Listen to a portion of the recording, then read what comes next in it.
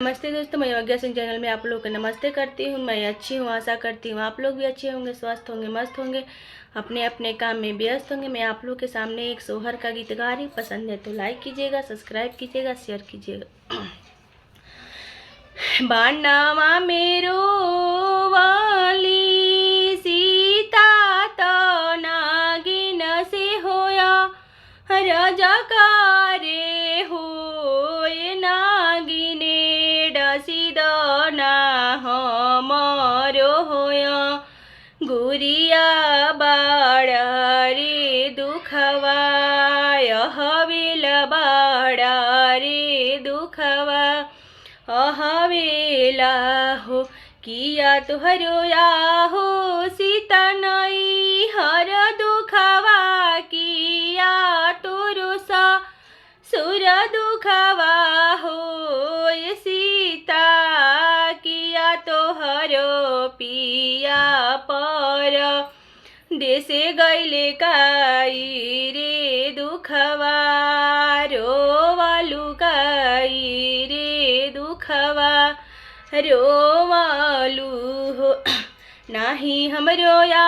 हो नागिनई हर दुखवा, नाही मोरो सा सुर दुखवा हो नागिन, नहीं हमरो पिया पर देशे गैले बालक दुखवा, रोइन सेवक दुखवा, रोइन हो जाहूँ जाहूँ आहो सीता घर जाहूँ, आवारू में दू वारे जाहूँ हो सीता,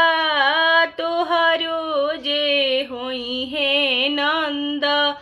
लाल महलिया उठे, सोहर महलिया उठे सोहर हो। जब मोरुया हो नागिन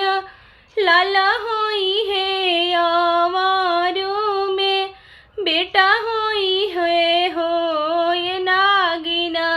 तोहारो के दूधावा हो पी आई बलऊ आखी, आई बहो एक राती गईले हो छल राती, आवारू होती सर राती हो लालना,